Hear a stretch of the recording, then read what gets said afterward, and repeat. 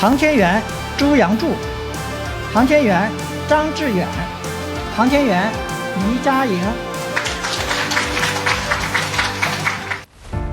近期香港首位航天員黎佳瑩嘅太空任務備受全城關注，坊間多數報導都聚焦榮耀層面。今日我哋就從佢嘅經歷同實際工作入手拆解。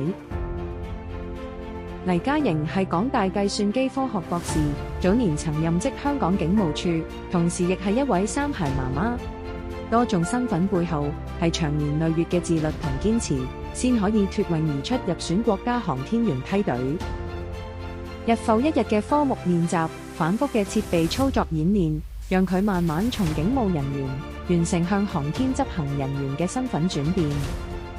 今次搭乘神舟23號升空，佢會駐留空間站足半年。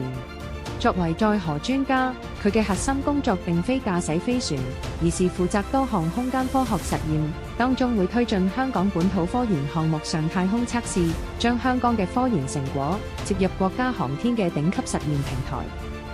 比起單純的榮耀標籤，黎佳瑩用自身經歷講明，香港不同領域的專業人才都能夠參與國家頂尖工程，將個人所長變成兩地科研協作的實在成果，呢份價值先係最值得我哋留意嘅地方。